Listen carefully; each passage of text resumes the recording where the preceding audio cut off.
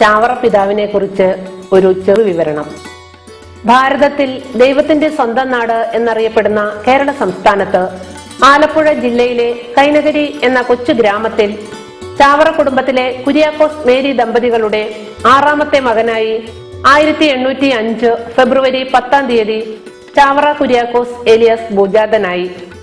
5ാം വയസ്സിൽ കളരി ആശാന്റെ കീഴിൽ പ്രാഥമിക വിദ്യാഭ്യാസം ആരംഭിച്ചു. 1818 സെമിനാരിയിൽ വൈദിക പരിശീലനത്തിന് തുടക്കം കുറിച്ചു. വരാപ്പുഴ അതിരൂപത അപ്പസ്തോലിക് വികാരി അഭിമന്യ മൗറേലിയോസ് തബലിനി പിതാവിൽ നിന്നും 1829 നവംബർ 29 വൈദിക പട്ടം സ്വീകരിച്ചു. 1855 ചാവറ പിതാവ് സന്യാസ വ്രതം സ്വീകരിച്ചു. 66 വർഷം ദൈവകൃപയാൽ നയിക്കപ്പെട്ട വിജയകരമായ ജീവിതത്തിന് ശേഷം 1871 ജനുവരി 3 കൂനമാവ് സെന്റ് ഫിലോമിനാസ് ആശ്രമ ദേവാലയത്തിൽ വെച്ച് ദിവംഗതനായി. കൂനമാവ് ആശ്രമ ദേവാലയത്തിൽ സംസ്കരിക്കപ്പെട്ട പിതാവിന്റെ ഭൗതിക അവശിഷ്ടങ്ങൾ 19 വർഷങ്ങൾക്ക് ശേഷം അദ്ദേഹത്താൽ സ്ഥാപിതമായ മാന്നാനം സെന്റ് ജോസഫ് ആശ്രമ ദേവാലയത്തിലേക്ക് 1889 പുനഃസ്ഥാപിക്കപ്പെട്ടു. മറ്റുള്ളവരെ വിശുദ്ധരാക്കുക, സ്വയം വിശുദ്ധനാകുക എന്നതായിരുന്നു പിതാവിന്റെ ആദർശവാക്യം. കർമ്മലീത്ത, പൗരസ്ത്യ, ഭാരതീയം എന്നിങ്ങനെ 3 മൂലപാരമ്പര്യങ്ങളിൽ ചാവറ പിതാവിന്റെ ആധ്യാത്മികത ബന്ധപ്പെട്ടിരിക്കുന്നു. ദൈവത്തിന്റെ അഗാധമായ സ്നേഹത്തിന്റെ അടയാളമായ മനുഷ്യൻ ദൈവത്തോട് കാണിക്കുന്ന നന്ദികേടിൽ പിതാവ് ദുഃഖിതനായിരുന്നു. ദൈവസ്നേഹത്തെയും അവിടുത്തെ അനന്തമായ കരുണയെയും ഓർത്ത് പ്രാർത്ഥനാ നിരതനായും ധ്യാന നിമഗ്നനായും പിതാവ് മണിക്കൂറുകളോളം ചെലവഴിക്കുമായിരുന്നു. പ്രലോഭനങ്ങളിൽ വീണുപോകാത്ത ദൃഢനിശ്ചയം പിതാവിനുണ്ടായിരുന്നു. ദൈവഹിതം നടത്തും എന്നതായിരുന്നു മനോഭാവം. ദൈവവുമായുള്ള ആഴമേറിയ ബന്ധത്താൽ മനസ്സ് നിറഞ്ഞ് ദൈവത്തെ എന്റെ അപ്പ എന്നാണ് വിളിച്ചിരുന്നത്. ആത്മീയ ഭക്ഷണമായി വിശുദ്ധ കുർബാനയെ കണ്ട പിതാവ് അടിസ്ഥാനപരമായി പ്രാർത്ഥനയുടെ മനുഷ്യനായിരുന്നു. ദിവ്യകാരുണ്യനാഥന്റെ മുൻപിൽ ഈ ലോകം മുഴുവൻ മറന്ന് പ്രാർത്ഥനയിലും ധ്യാനത്തിലും മുഴുകി മണിക്കൂറുകളോളം പിതാവ് കഴിയുമായിരുന്നു. 40 മണി ആരാധന ആരംഭിച്ചതും പ്രചരിപ്പിച്ചതും അദ്ദേഹത്തിന്റെ ദിവ്യകാരുണ്യ ഭക്തിയുടെ ബാഹ്യപ്രകടനമായിരുന്നു.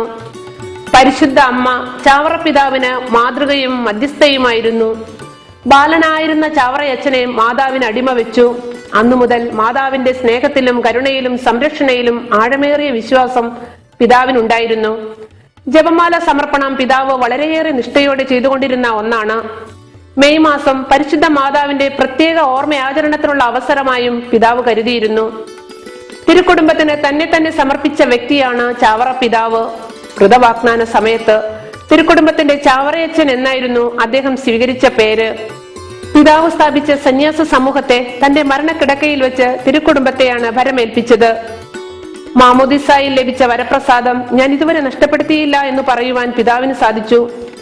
സഭയോടും സഭ അധികാരികളോടുമുള്ള അനുസരണം ഒരു വലിയ പുണ്യമായി കരുതി പിതാവ് പാലിച്ചു പോന്നു. ഒറ്റ വാക്കിൽ പറഞ്ഞാൽ കവിയും ദിഷണാശാലിയും ക്രാന്തദർശിയും കരുണാമയനുമായിരുന്ന വൈദികൻ, അതായിരുന്നു ചാവറ പിതാവ്. സഭയുടെ ആത്മീയ ഭൗതിക ശൗച്യാവസ്ഥയെക്കുറിച്ച് ദുഃഖിതനായിരുന്ന പിതാവ് ഈ ശൗച്യാവസ്ഥ പരിഹരിക്കുന്നതിനായി ധാരാളം വെല്ലുവിളികൾ ഏറ്റെടുത്തിട്ടുണ്ട്. സഭയുടെ നവീകരണത്തിനും ആധ്യാത്മിക ഉന്നമനത്തിനും വേണ്ടി അക്ഷീണം യത്നിച്ചു.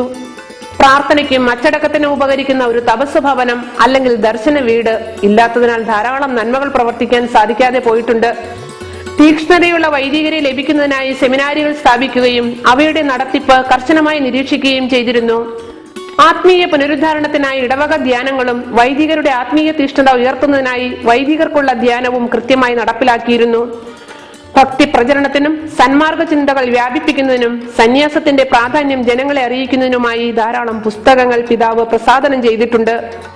ഇതിനായി പിതാവ് മാന്നാനത്ത് സ്ഥാപിച്ച അച്ചുകൂടം പ്രസ് ഭാരതത്തിലെ ആദ്യത്തെ കത്തോലിക്ക പ്രസ്സാണ്.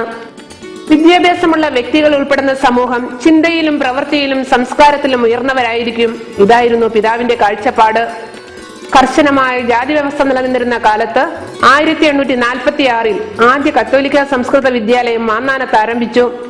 ജാതി മത വർഗവർണ്ണ വ്യത്യാസമില്ലാതെ ഏവർക്കും വിദ്യാഭ്യാസം, ഇതായിരുന്നു ചാവറ പിതാവിന്റെ മുദ്രാവാക്യം. സമൂഹത്തിലെ ഉച്ചനീചിത്വങ്ങൾക്ക് പരിഹാരം കാണാൻ ഒരളവ് വരെ പിതാവ് സ്ഥാപിച്ച വിദ്യാലയങ്ങൾക്ക് സാധിച്ചിട്ടുണ്ട്. ആരോഗ്യമുള്ള വ്യക്തിയിലെ ആരോഗ്യമുള്ള മനസ്സുണ്ടാകൂ, അച്ഛനതറിയാമായിരുന്നു. ആരോഗ്യ സംരക്ഷണം അച്ഛന്റെ പ്രവർത്തന മണ്ഡലമായിരുന്നു. വ്യക്തി ശുചിത്വം പാലിക്കണമെന്ന് നിഷ്കർഷിച്ചിരുന്നു. ഭവനരഹിതർ, രോഗികൾ, അഗതികൾ, നിരാലംബർ, വൃദ്ധജനങ്ങൾ ഇവരെ സംരക്ഷിക്കുന്നതിനും പരിചരിക്കുന്നതിനുമായി ഉപവിശാലകൾ സ്ഥാപിച്ചു.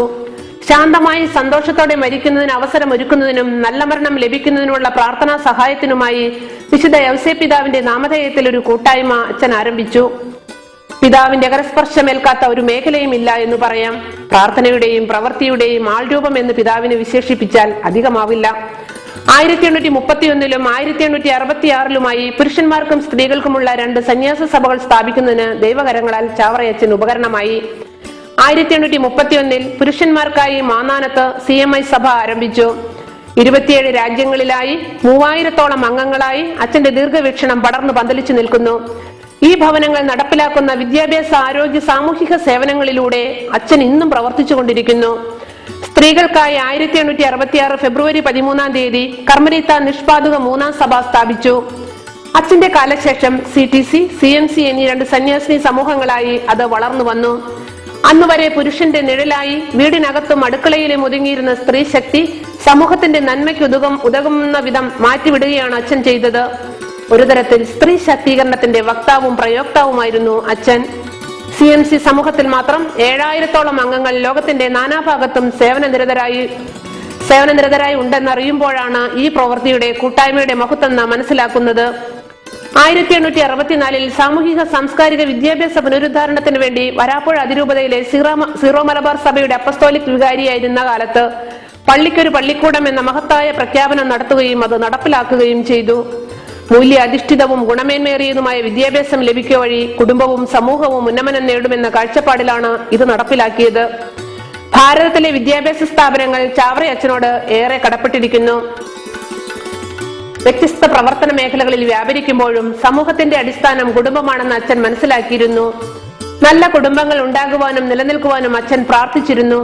കുടുംബ നവീകരണത്തിനു വേണ്ടി സ്വന്തം ഇടവകക്കാരായ കൈനികരിക്കാർക്ക് വേണ്ടി ചാവറയച്ചൻ നൽകിയ ഉപദേശങ്ങൾ ഒരു നല്ല അപ്പന്റെ ചാവരുൾ എന്ന പേരിൽ കാലദേശ അതീതമായി കുടുംബങ്ങളെ ഉണർത്തുവാനുള്ള സാരോപദേശങ്ങളാണ്. അതിലെ ഓരോ വരികളും ആലോചനാ നിമഗ്നമാണ്, അർത്ഥസമ്പുഷ്ടമാണ്. മേരി ജോസ് എന്ന പെൺകുട്ടിയുടെ ദൃഷ്ടി വൈകല്യം ശസ്ത്രക്രിയ നടത്തിയാലും ശരിയാകില്ല എന്ന് ഡോക്ടർമാർ വിധി എഴുതിയതാണ്. കുടുംബാംഗങ്ങളും മേരിയും ചാവറയച്ചന്റെ മധ്യസ്ഥം തേടി പ്രാർത്ഥന ആരംഭിച്ചു. കുടുംബാംഗങ്ങളുടെ ഒരാഴ്ച നീണ്ടുനിന്ന പ്രാർത്ഥനയാൽ കല്ലറയ്ക്ക് മുൻപിൽ പ്രാർത്ഥിച്ചുകൊണ്ടിരുന്ന മേരിക്ക് സൗഖ്യം ലഭിച്ചു. ഇതിന് അത്ഭുതമെന്നല്ലാതെ മറ്റൊരു ഉത്തരം നൽകാൻ ആധുനിക വൈദ്യശാസ്ത്രത്തിന് സാധിച്ചില്ല.